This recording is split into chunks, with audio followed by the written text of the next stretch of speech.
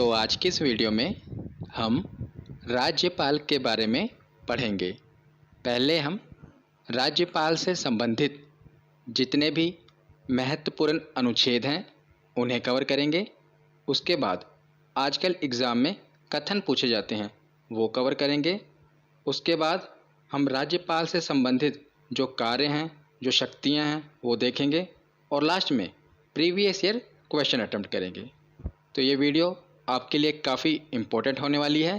पहले आप वीडियो को समझना और लास्ट में प्रीवियस ईयर क्वेश्चन ज़रूर अटेम्प्ट करना ताकि आपका इस टॉपिक से क्वेश्चन गलत ना हो। तो चलिए बिना देरी किए हुए वीडियो को शुरू करते हैं। तो चलिए वीडियो की शुरुआत करते हैं।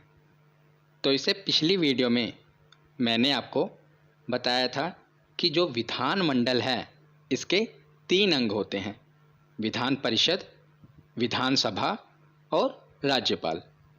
तो जो विधान परिषद और विधानसभा है ये मैंने पिछली वीडियो में डिटेल में कवर करा दिया। अगर आपने वो वीडियो नहीं देखी तो पॉलिटी के प्लेलिस्ट में जाकर ज़रूर देख लेना। तो आज की वीडियो में हम जो तीसरा महत्वपूर्ण अंग है राज्यपाल ये देखते हैं। तो जिस प्रकार केंद्र में राष्ट्र का प्रमुख राष्ट्रपति होता है, ठीक उसी प्रकार राज्यों में राज्य का प्रमुख राज्यपाल होता है। तो जो राष्ट्रपति की भूमिका होती है केंद्र में, वही भूमिका राज्यपाल की होती है राज्यों में। तो हमने देखा था, मैंने आपको राष्ट्रपति वाली वीडियो में बताया था कि जो राष्ट्रपति है भारत का ये नाम मात्र का मुखिया है, मतलब कि औपचारिक प्रमुख है।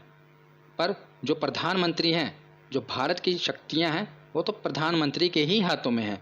उसी प्रकार जो राज्यपाल है ये औपचारिक प्रमुख है। पर बात करें वास्तविक प्रमुख राज्यों में तो वो मुख्यमंत्री है, मतलब कि जो शक्तियां हैं वो मुख्यमंत्री के हाथों में ही हैं। पर जो राज्यपाल है ये केवल नाम मात्र का मुखिया है। ठीक उसी प्रकार जिस प्रकार राष्ट्रपति केवल नाम मात्र का मुखिया होता है, पर जो असली शक्तियां हैं वो प्रधानमंत्री के हाथों में होती हैं। तो आप उसी से कंपेयर करें, जिस प्रकार वो प्रधानमंत्री वास्तविक प्रमुख थे केंद्र के, उसी प्रकार जो मुख्यमंत्री हैं ये राज्यों के वास्तविक प्रमुख हैं। और औपचारिक प्रमुख कौन है? तो राज्यपाल। क्योंकि अगर कोई भी बिल है जब तक राज्यपाल के साइन न हो जाए तो वो कानून नहीं बनता। तो जो औपचारिक यानी कि संवैधानिक प्रमुख कौन है? तो राज्यपाल है। तो अब हम कुछ प्रमुख कथन देख लेते हैं राज्यपाल के बारे में, क्योंकि आजकल एग्ज़ाम में कथन पूछे जाते हैं और अभी एनटीपीसी के एग्ज़ाम हुए थे उसमें बहुत से कथन पूछे गए थे, इसीलिए देख लीजिए। तो पहला कथन है जो कि सरोजिनी नायडू का है। सरोजिनी नायडू कौन थी? तो ये भारत की पहली महिला राज्यपाल थी, याद रखिएगा, सरोजिनी नायडू। उन्होंने कहा था कि जो राज्यपाल है ये सोने के पिंजड़े में निवास करने वाली चिड़िया के समान है। याद रखिएगा, बहुत ही मशहूर कथन है इनका कि राज्यपाल सोने के पिंजड़े में निवास करने वाली चिड़िया के समान है। तो ये कथन इन्होंने क्यों कहा था? क्योंकि जो राज्यपाल है ये आपको पता है औपचारिक प्रमुख है, केवल नाम मात्र का। पर जो असली गेम है, अगर पर्दे के पीछे की बात करें तो जो राज्यपाल है, आगे हम पढ़ेंगे कि राज्यपाल की नियुक्ति राष्ट्रपति करते हैं, पर किसकी सलाह पर करते हैं? तो प्रधानमंत्री की सलाह पर। प्रधानमंत्री जिसको चाहें राज्यपाल बना देते हैं।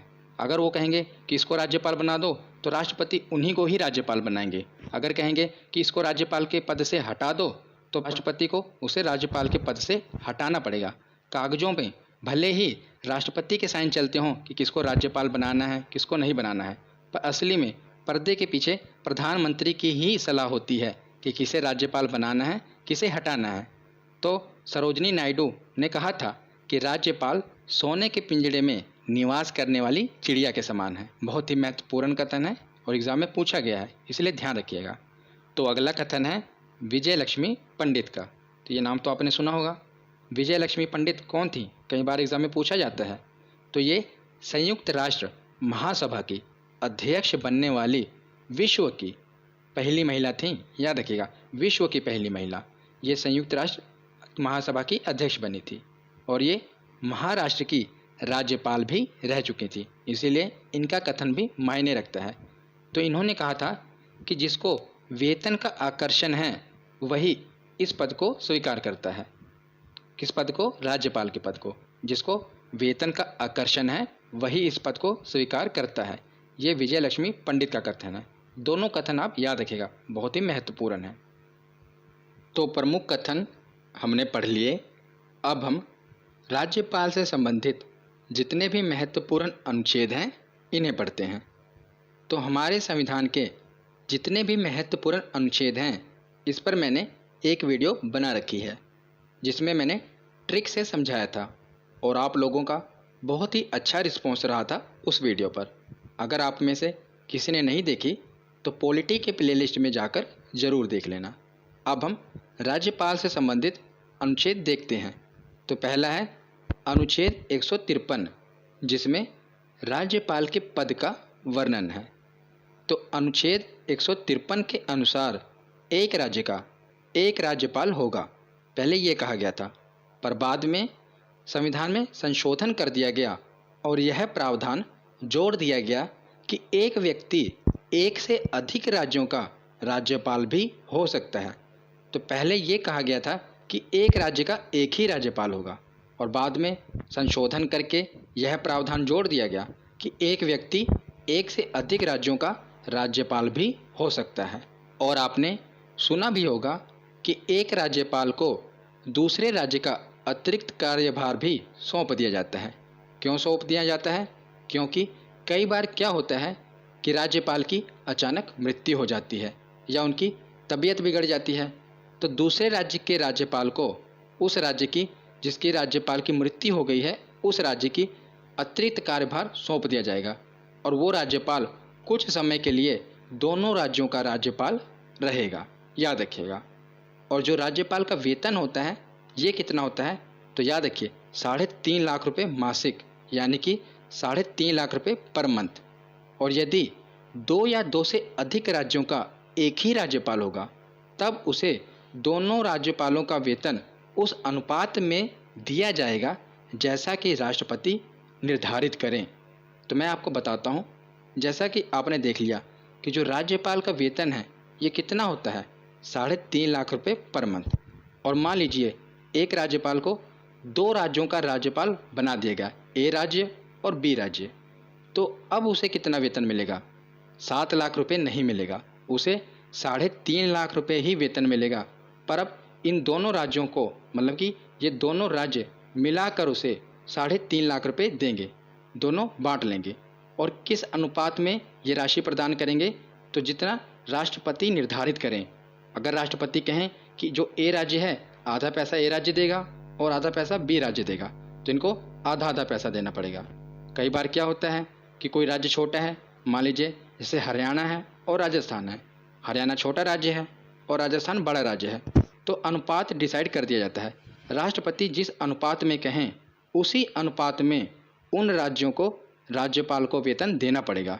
तो ये कौन डिसाइड करता है? राष्ट्रपति। याद रखिएगा। तो अनुच्छेद 153 के बाद अब हम देखते हैं अनुच्छेद 154। तो इसमें राज्य की कार्यपालिका शक्तियाँ, इसका वर्णन है। तो राज्यपाल राज्य की कार्यपालिका का प्रमुख होता है, ये हमने पीछे पढ़ा। और राज्य की कार्यपालिका शक्तियाँ राज्यपाल में ही निहित हैं तथा राज्यपाल इसका प्रयोग अपने अधीनस्थों के माध्यम से करता है। तो प्रधानमंत्री वाली वीडियो में मैंने आपको बताया था कि जो राष्ट्रपति होते हैं ये देश के कार्यपालिका के, मतलब कि केंद्र की कार्यपालिका के प्रमुख होते हैं, पर ये प्रधानमंत्री और उनके जो मंत्री परिषद हैं उनकी सलाह से काम करते हैं राष्ट्रपति। उसी प्रकार जो राज्यपाल हैं ये राज्य के औपचारिक यानी कि कार्यपालिका के तो प्रमुख हैं, पर ये अपने अधीनस्थों, तो इनके अधीनस्थ कौन है? तो राज्य के मुख्यमंत्री और जो उनका मंत्री परिषद है इनकी सलाह से राज्यपाल काम करते हैं तो ये कार्यपालिका के प्रमुख, पर ये अपने अधीनस्थों के माध्यम से काम करेंगे। याद रखिएगा। अनुच्छेद 154 के बाद है अनुच्छेद 155 जिसमें राज्यपाल की नियुक्ति के बारे में बताया गया है कि राज्यपाल की नियुक्ति कौन करेगा। तो राज्यपाल की नियुक्ति राष्ट्रपति करता है। कागजों पर तो यही लिखा है कि राष्ट्रपति करते हैं, पर पर्दे के पीछे का खेल ये है कि प्रधानमंत्री जिसको चाहते हैं उसी को राज्यपाल बनाया जाता है। मतलब कि प्रधानमंत्री चाहें कि इस व्यक्ति को राज्यपाल बनाना है, फलाने व्यक्ति को, तो राष्ट्रपति उसी व्यक्ति को राज्यपाल बनाएंगे। साइन तो राष्ट्रपति के ही होंगे, पर जो मर्जी है वो प्रधानमंत्री की चलती है। तो जो राज्यपाल की नियुक्ति है ये राष्ट्रपति करते हैं। और अगर जो राज्यपाल हैं इन्हें अपना त्यागपत्र देना है तो वो भी राष्ट्रपति को ही देंगे। नियुक्ति भी राष्ट्रपति करेंगे और राज्यपाल का जो त्यागपत्र है वो भी वो अपने राष्ट्रपति को ही देंगे, याद रखिएगा।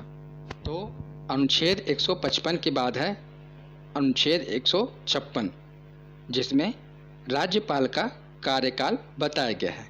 तो सामान्यतः राज्यपाल की नियुक्ति राष्ट्रपति द्वारा 5 वर्षों की अवधि के लिए की जाती है, परंतु यह राष्ट्रपति के प्रसाद पर्यंत पद धारण करता है। प्रसाद पर्यंत मतलब during the pleasure of the president. अगर आपको आसान भाषा में बताऊं तो प्रसाद पर्यंत का मतलब है इच्छा अनुसार। तो राष्ट्रपति की इच्छा अनुसार तक ही जो राज्यपाल है ये अपने पद पर बना रह सकता है। मतलब कि राष्ट्रपति इन्हें 5 वर्षों से पहले भी अपने पद से हटा सकते हैं। अगर आपको परीक्षा में ये प्रश्न आए और 5 वर्ष ये ऑप्शन में दिया हो, 6 वर्ष दिया हो, 7 वर्ष, मतलब कि वर्षों में दिया हो, तो आप 5 वर्ष लगाएंगे। पर अगर 5 वर्ष भी ऑप्शन में दिया हो और राष्ट्रपति के प्रसाद पर्यंत ये भी ऑप्शन में दिया हो, तो जो राष्ट्रपति के प्रसाद पर्यंत ये वाला जवाब सही होगा, याद रखिएगा। ये प्रश्न पूछा गया है इसीलिए मैं आपको बता रहा हूँ। तो ये लिखा है इसमें कि राष्ट्रपति के प्रसाद पर्यंत तक ही राज्यपाल अपना पद धारण करेंगे। पर अगर मैं आपको पीछे का खेल बताऊं तो आपको पता ही होगा कि प्रधानमंत्री जिसे चाहते हैं उसे राज्यपाल बनाया जाता है और जब तक चाहते हैं तब तक ही वो अपने पद पर रह सकता है। जब प्रधानमंत्री चाहें कि इन्हें अपने पद से हटा दिया जाए राज्यपाल को या किसी और राज्य में ट्रांसफ़र कर दिया जाए, तो वो राष्ट्रपति को जाकर कह देंगे और राष्ट्रपति सीधा साइन कर देंगे और राज्यपाल को हटा दिया जाएगा। तो आगे है अनुच्छेद 157। इसमें राज्यपाल की योग्यताएं बताई गई हैं। पहली योग्यता होनी चाहिए कि वह भारत का नागरिक हो, ये तो हर जगह सेम है। और दूसरी है कि उसकी उम्र कम से कम 35 वर्ष हो, ये महत्वपूर्ण है। और राष्ट्रपति के केस में भी सेम था, उनकी भी आयु कम से कम 35 वर्ष होनी चाहिए। तो मैंने आपको बताया ना कि राष्ट्रपति और राज्यपाल ये सेम ही हैं। जो भूमिका राष्ट्रपति की केंद्र के प्रति है वही राज्यपाल की राज्यों के प्रति है। तो इनकी उम्र भी 35 वर्ष होनी चाहिए। तो अगला अनुच्छेद है अनुच्छेद 158। इसमें राज्यपाल के पद की कुछ शर्तें बताई गई हैं। पहली शर्त है कि संसद या विधानमंडल का सदस्य नहीं होना चाहिए राज्यपाल को। संसद यानी कि लोकसभा और राज्यसभा, इनके भी सदस्य नहीं होने चाहिए।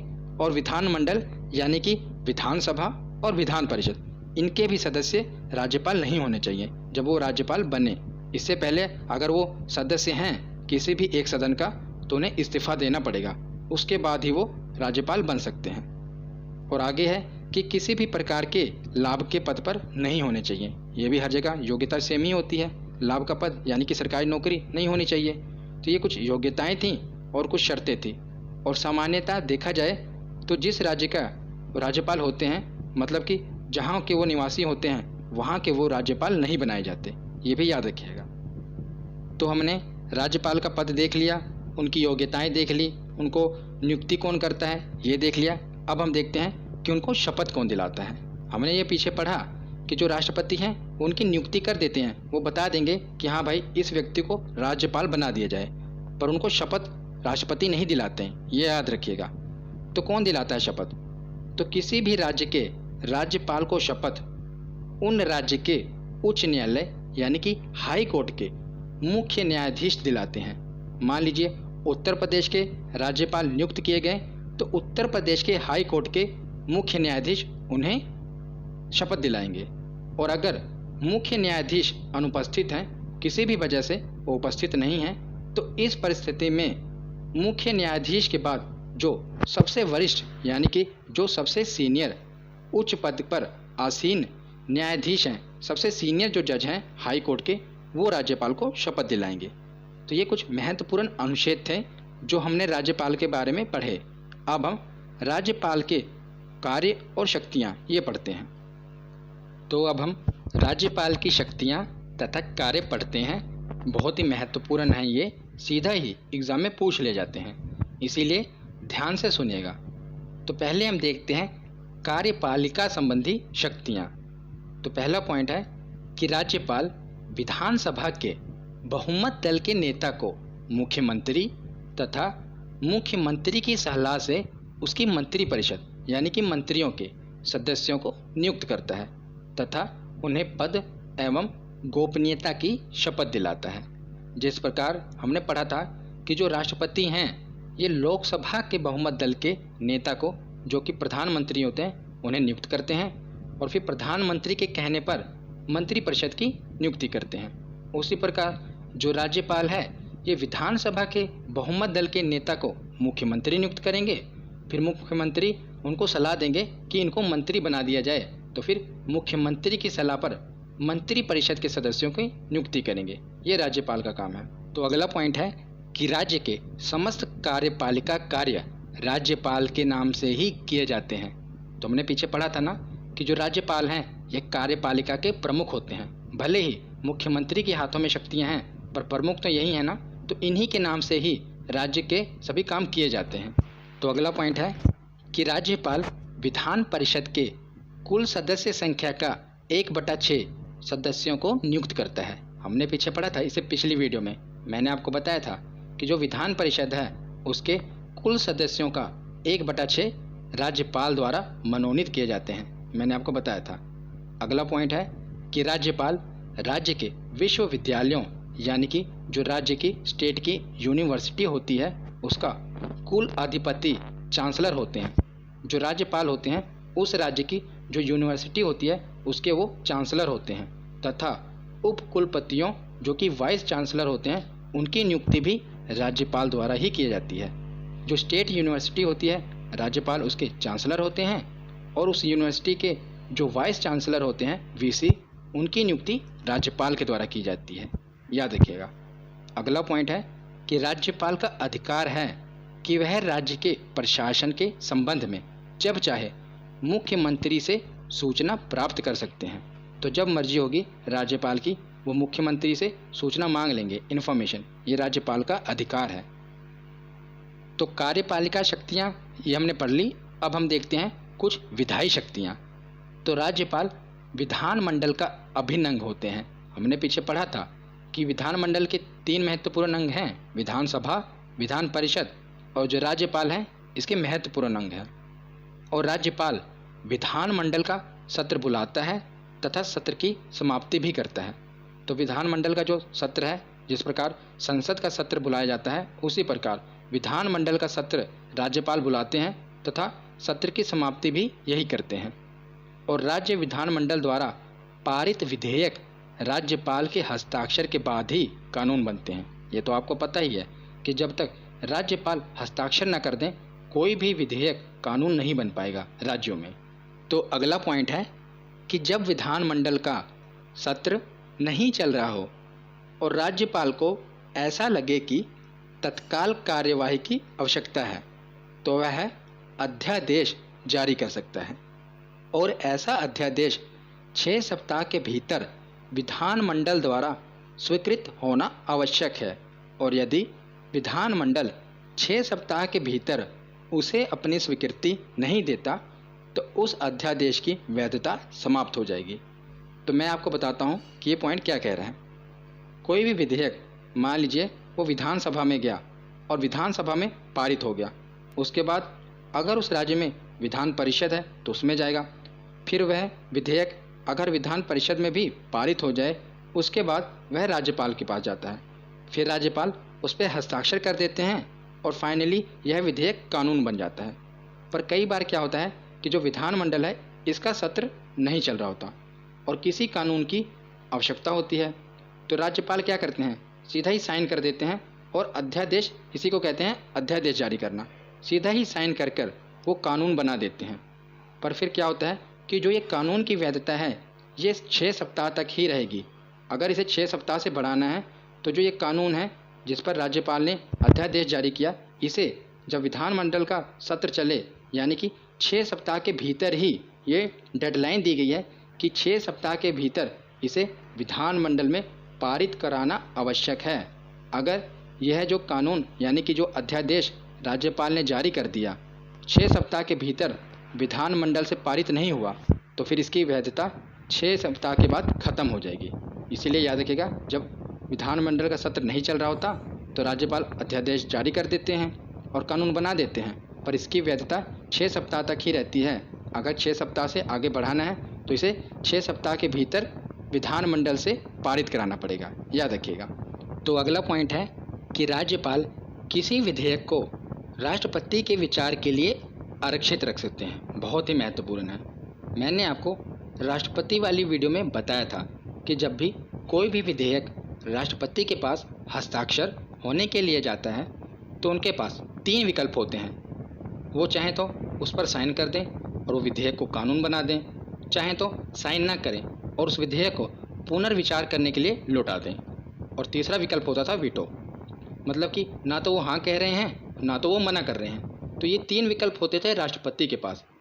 पर जो राज्यपाल हैं इनके पास राष्ट्रपति से ज़्यादा एक विकल्प, चौथा विकल्प भी होता है, और वो क्या है कि राष्ट्रपति के विचार के लिए वो उस विधेयक को आरक्षित कर सकते हैं। मतलब कि कोई भी विधेयक आए वो उस पर साइन नहीं कर रहे हैं और वो ये कह रहे हैं कि इस विधेयक को मैं राष्ट्रपति के पास भेज रहा हूँ, वो इस पर विचार करेंगे।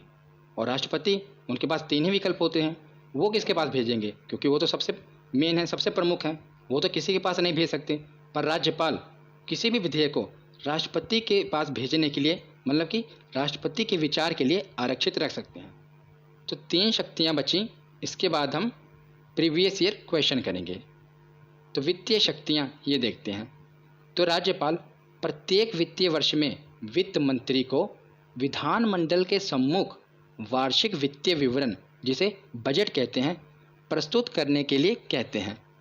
तो जिस प्रकार केंद्र सरकार का बजट प्रस्तुत करने का अधिकार तो राष्ट्रपति के पास होता है, पर राष्ट्रपति खुद बजट प्रस्तुत नहीं करते, बल्कि वित्त मंत्री को बजट प्रस्तुत करने के लिए कहते हैं।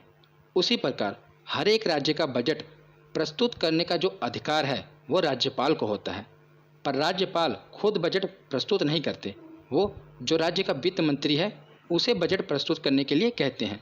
तो ये इसमें बताया गया है। और अगला पॉइंट है कि विधानसभा में धन विधेयक राज्यपाल की पूर्व अनुमति से ही पेश किया जाता है। ये तो मैंने आपको पहले भी बताया है कि धन विधेयक क्या होता है। तो जो धन विधेयक है ये राज्यपाल की अनुमति लेनी पड़ती है पहले इसे पेश करने के लिए, याद रखिएगा।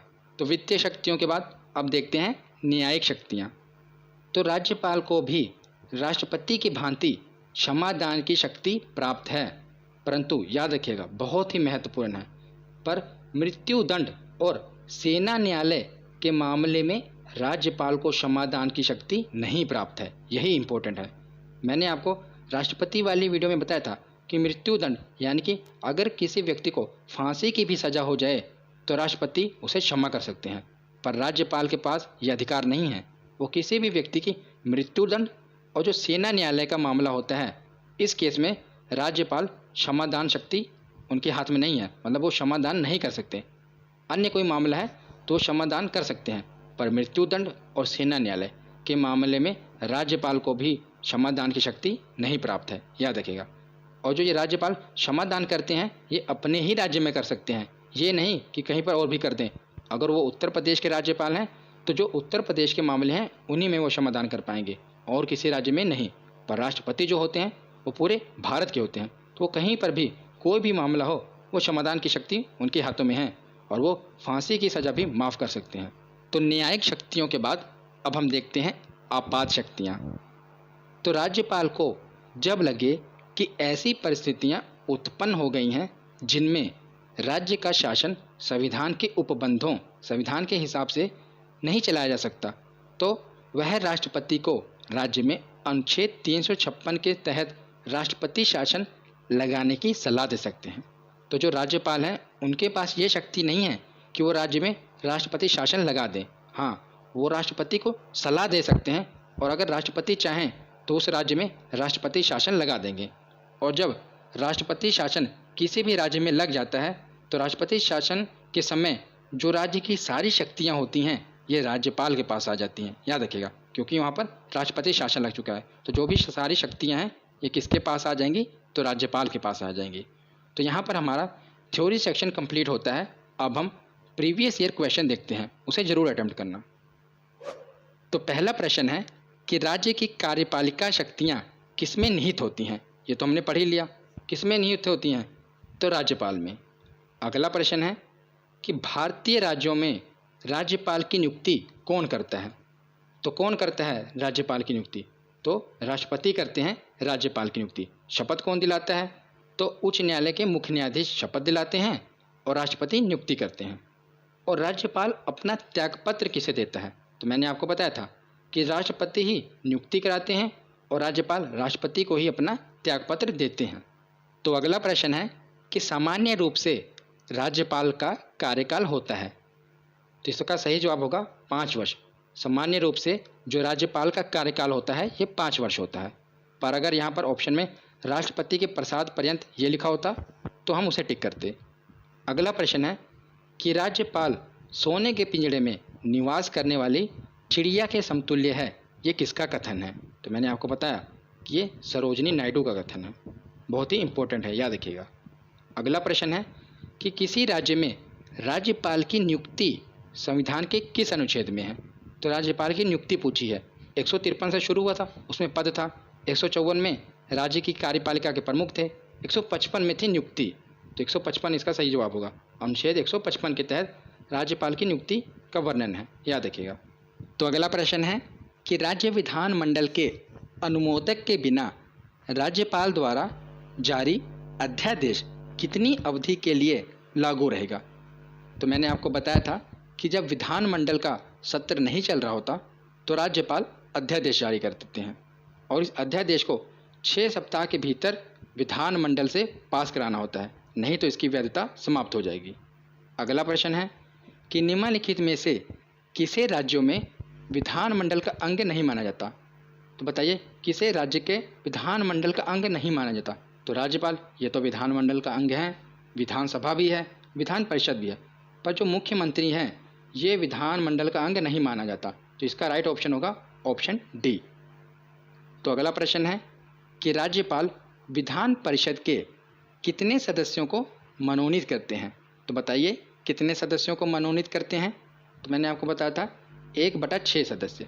तो विधान परिषद के कुल सदस्यों के 1/6 सदस्यों को राज्यपाल मनोनीत करते हैं, याद रखिएगा।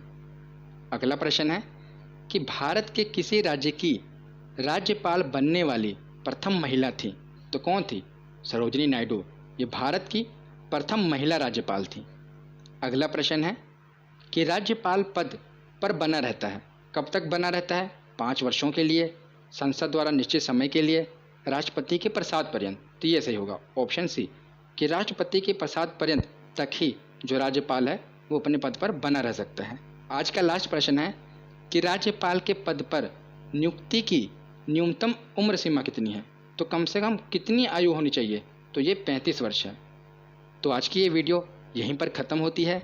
कैसी लगी ये वीडियो कमेंट सेक्शन में ज़रूर बताना। धन्यवाद।